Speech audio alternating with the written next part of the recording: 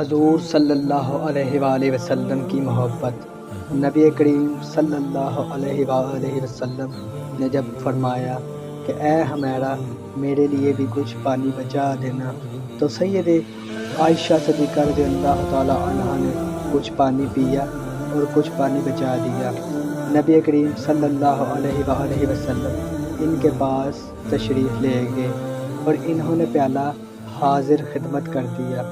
حدیث پاک میں آیا ہے کہ جب نبی کریم صلی اللہ علیہ وآلہ وسلم نے وہ پیالہ ہاتھ میں لیا اور آپ صلی اللہ علیہ وآلہ وسلم پانی پینے لگے تو آپ رک گئے اور سیدہ عائشہ صدیقہ سے پوچھا، حمیرہ تو نے کہاں سے لب لگا کر پانی پیا تھا؟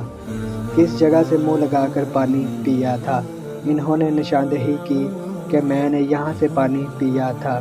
حدیث پاک میں آیا ہے کہ نبی صلی اللہ علیہ وآلہ وسلم نے پیالے کے رخ کو پھیرا اور اپنے مبارک لب اسی جگہ پر لگا کر پانی نوش فرمایا۔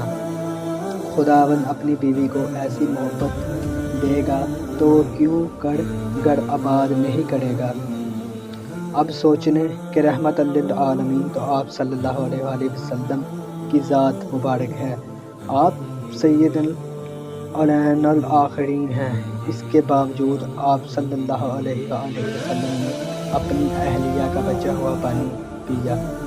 ہونا تو یہ چاہیے تھا کہ آپ صلی اللہ علیہ وآلہ وسلم کا بچا ہوا پانی وہ پیتی، مگر یہ سب کچھ محبت کی وجہ سے تھا۔